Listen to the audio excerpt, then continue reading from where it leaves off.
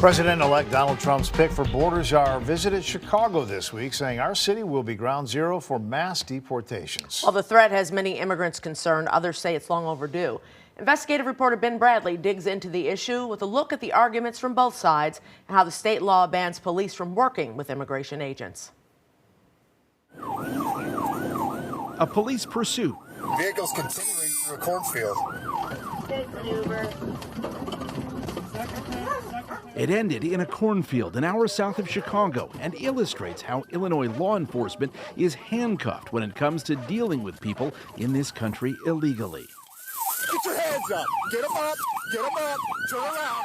Police say the two men arrested had 3 kilos of fentanyl in the car and had fled from both state police and later local sheriff's officers. Arrest reports say the men denied knowing about the drugs and claimed they fled in fear of being deported.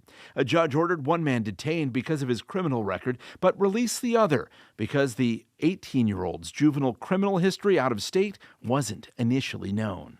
I'll guarantee you'll never see him again. Kankakee County Sheriff Mike Downey says he's released countless people from his jail because state law prevents him from even asking about their immigration status.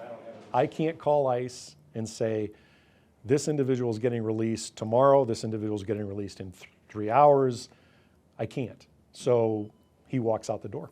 The Illinois law that prohibits local police from detaining a person because of their immigration status was actually signed by a Republican governor during the first Trump administration. I asked leaders in law enforcement, should I veto this bill or sign this bill? They all said to me, Governor, this is a reasonable compromise. It will help us do our jobs better. Democrat J.B. Pritzker strengthened the law in 2021. We're doing everything that we can to make this the most welcoming state in the United States. Pritzker's changes prohibited local jails from renting their space to ICE to be used as temporary detention centers. Kankakee County had earned $17 million from ICE in the years before. But the sheriff says cooperating with immigration and deportation is about far more than money. I just don't believe that Illinois will ever be a safe state until our governor decides to affect policy change, and I don't see him doing that. If they don't want to help, fine, don't help. I find it incredible you don't want to help remove public safety threats. But if you don't want to help, I've given warning. Do not impede us. And let me be clear up front. Violent criminals who are undocumented and convicted of violent crime should be deported. I do not want them in my state. I do not think they should be in the United States. WGN Investigates pressed the governor about whether there's any scenario where he'd loosen the law to allow police to cooperate with ICE.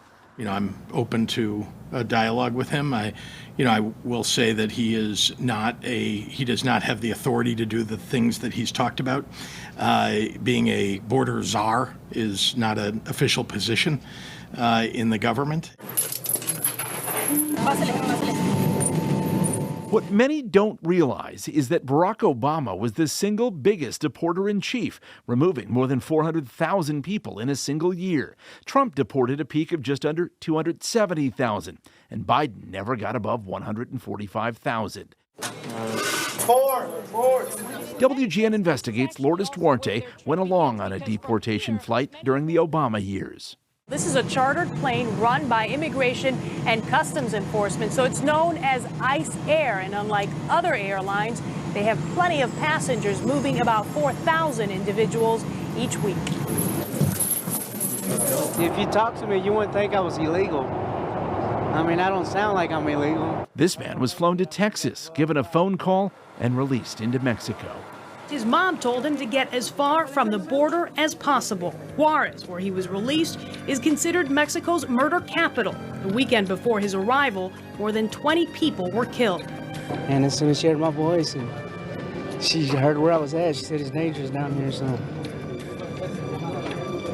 I don't know what to expect. I came to the U.S. when I was 4 years old, to be reunited with my dad, who came when I was a baby.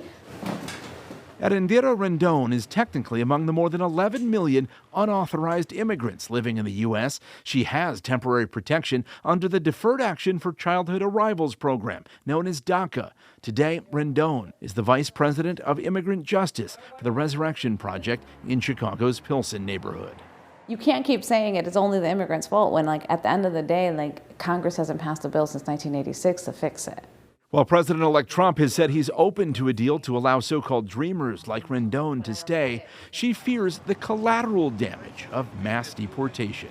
Because the folks that maybe committed crime is very, very small in the immigrant community, and mass deportations is talking about millions of people.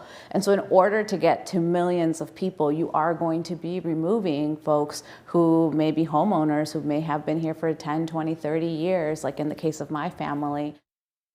Immigration and Customs Enforcement monitors law enforcement databases to see who's been arrested. The Kankakee County Sheriff told us ICE has requested 80 inmates be held for immigration issues over the past 3 years. But because of state law, he couldn't do that. And most, like the younger man arrested on fentanyl charges, were released with only a promise that they'd return. Ben Bradley, WGN Investigates.